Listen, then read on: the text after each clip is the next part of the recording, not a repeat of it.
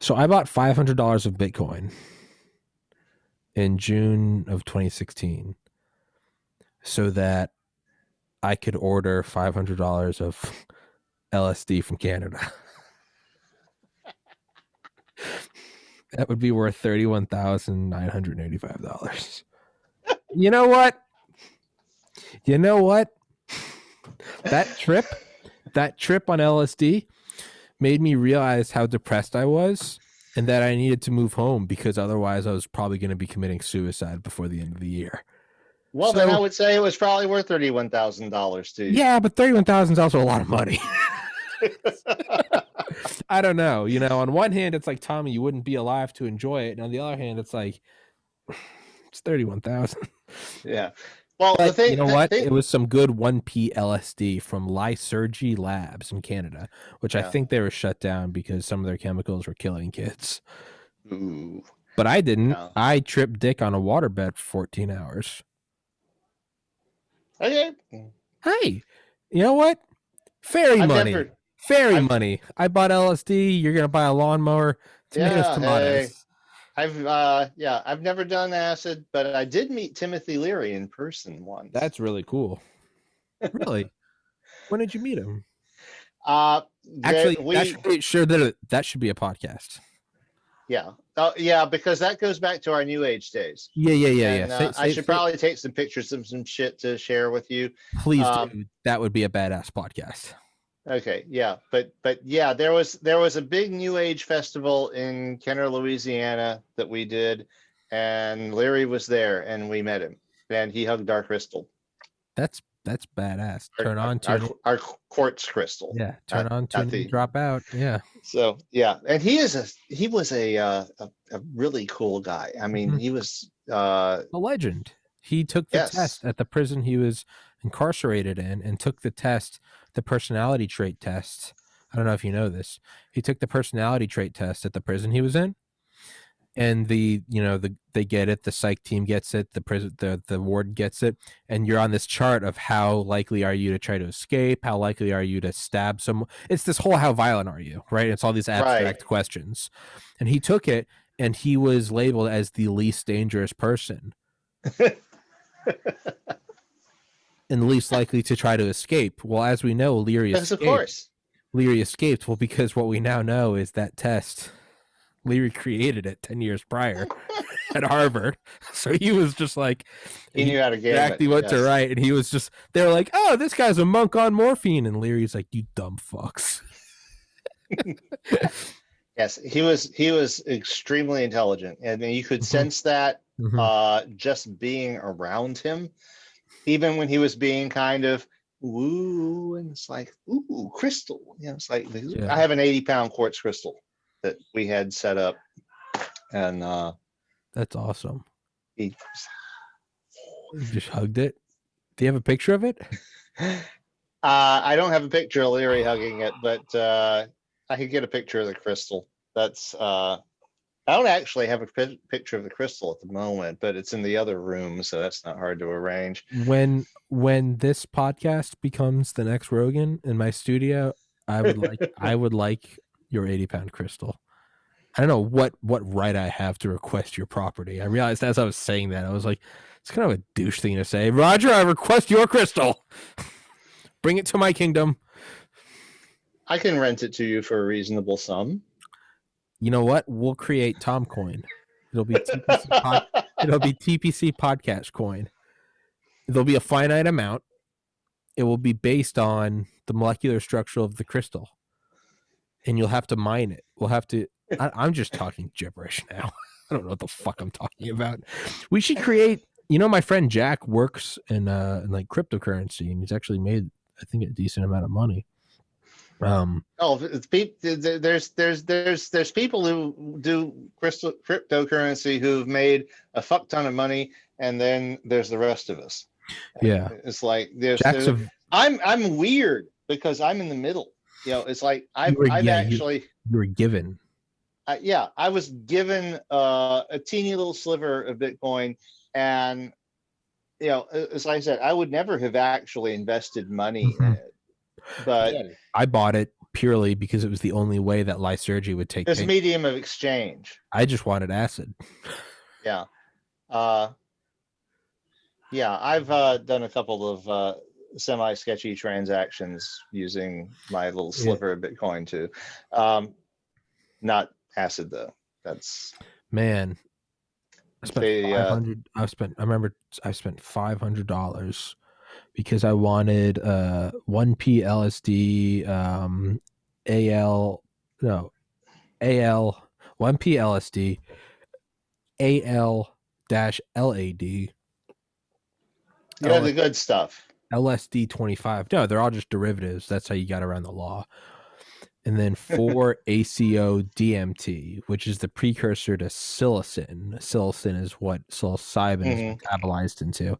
So it was the equivalent of psychedelic mushrooms. And I got the dosing wrong on that. And I actually wrote a whole story about it where 25 milligrams was the equivalent to an eighth of dried cubensis mushrooms, which is a good trip. A 5 grams is what Terence McKenna called a heroic trip. It's where you go in and you learn about yourself. The hard way. Yeah. Well, I took 250 milligrams, which is the equivalent of a little over an ounce. So about 30 grams. 5 grams is a heroic dose. I took 30. And you're still alive.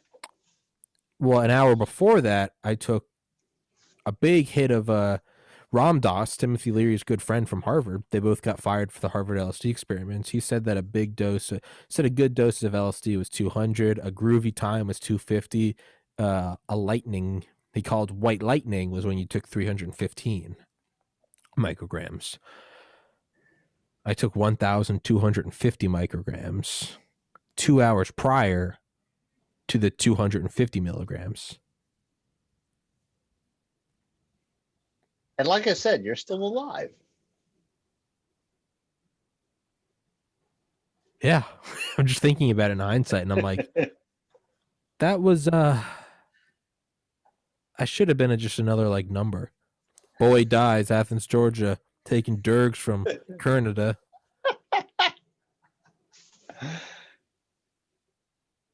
No, but you learned something, didn't you? I did. I mean, obviously, you're doing something different now. Well, on a very serious note, no, I went in and I realized that I really was not going to a good place, and I kind of examined myself in that inner cavern of the soul, and I was like, hey, the writing's on the wall. It's been a couple of years in the making, but you're gradually going downhill, and it's probably not that far off. It's probably, I said, my mind, it was just very clear. It was very objective. It wasn't emotional. It wasn't this crying, come to Jesus. It was just this very matter of fact. Like, look, you ever seen the movie Minority Report? Mm-hmm. You know, when he's like, how can precognition, how can that be a crime? And he's like, well, they were going to do it. And they're like, well, how can you say that? And he takes a bowling ball and he rolls it across the table and it flies off and the guy grabs it. And he goes, why'd you grab it? And he said, it was going to hit the floor. And he goes, it was going to hit the floor. How'd you know it was gonna? And he was like, well, okay. It was coming.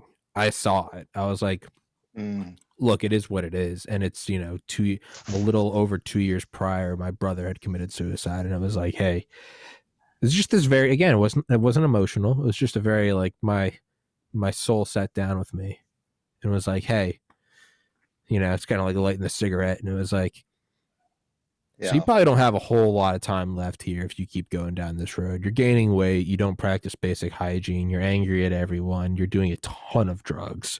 Not today in particular, which you are, but in general, and not the fun ones. The you're hiding from something drugs, right? A lot of pills, a lot of drinking, a lot of cough syrup, a lot of Xanax, a lot of weed, a lot of alcohol, a lot of nicotine, a lot of everything, a lot of caffeine, a lot of Adderall, a lot of Vyvanse, a lot of everything. I'm laughing, but it's only because you're doing like this routine, like Hunter S. Thompson. It's just like, yeah, and I think that's what Duncan Trussell said. He goes, whenever you get into a point in your life where you're doing a lot of drugs, there's two bad things. There's two bad markers, two canaries.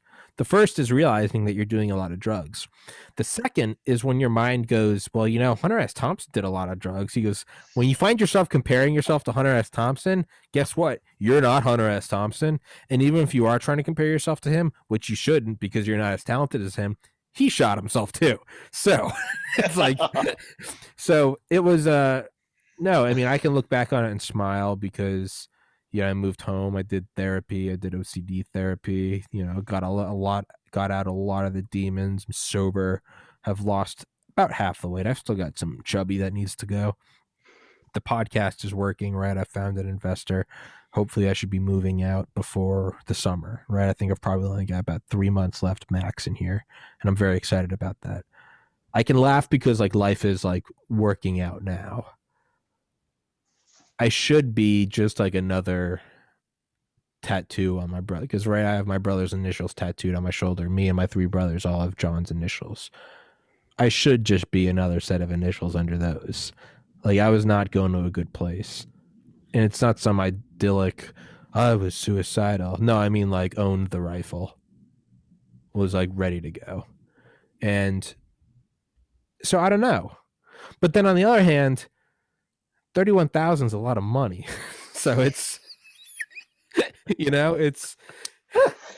But you can't spend it if you're dead. But I know, but I mean, at the same time, it's 500 Bitcoin. It's $500 in Bitcoin. It's like, I get what you're saying, but it was $500 in Bitcoin back in 2016. June 20th, 2016. Because I remember I bought the LSD and I was like, man, I hope it gets here because I was like, I need some soul searching because I was in a bad place. And I remember the shipping said 4 to 6 weeks and it got there in 3 days. And I was like, that's impressive. And I always remember that. It got there in 3 days. The modern world. Yeah, it got there in 3 days. And I remember because I took it on June 23rd, which it doesn't stick out for any particular reason, but that memory is burned in my mind. It was June 23rd. 6/23. Yep, 6/23, which is a month before my brother's birthday, John, the one who did commit suicide. His birthday is July 23rd. So I always kind of remember that date. 6/23/16 is when I realized, hey, I actually wrote a story about it. And I called the story Cliff, CLYF. And it's because while peaking, or not quite peaking, because when I was peaking, I couldn't move. But I remember what occurred to me is that at the base of all reality, all choices stand at the same crossroads, the same fork in the road. And it's fear or love. Are you going to do this because you're scared of something, or are you going to do this because you love something? And that's obviously a very hippie 70s, right? Simplification. Well, I grew up in the 70s, so right? That's what I'm saying. That's what I'm saying is it's a very oversimplification. Not everything is love. Sometimes you have to pay the bill. Sometimes you need health insurance. Sometimes there's a pandemic, right? But sometimes what you need is love. But sometimes, right, you do have, because prior to all this, prior to John's suicide in 2014 was me in 2013, and I wanted to be a doctor out of fear. I was very scared of not having of job security, of not being respected. Versus love was like, man, I really like just talking. Maybe I should start a podcast. The fear thing has actually been a thing that has driven me for much of my life. It's just inexplicable, but I think it's for most people, myself included, that it's just again, Ram Dass, Timothy Leary's friend. He goes, I went to Harvard and I got a PhD primarily out of fear. So he starts his lecture. But so in sort of peaking, I remember coming down and I wrote down choose love, you fuck. And I think I meant to say you fucking idiot, but I couldn't finish it because I couldn't write. So I painted on this thing I had, right? It was this board where you could paint with water and it would disappear after a while. Which again, the beautiful transience and the symbolism of me trying to write a message while on acid that itself was disappearing. To yourself on a disappearing message. Right, while on acid. So I wrote, choose love, you fuck. And that started to disappear. So naturally, I wet the pen and wrote it again, thinking it would stay this time. And I just wrote CLYF. And that was disappearing. So then I remember just grabbing my phone and taking a picture. And I ended up, the story I wrote, I called it Cliff, CLYF.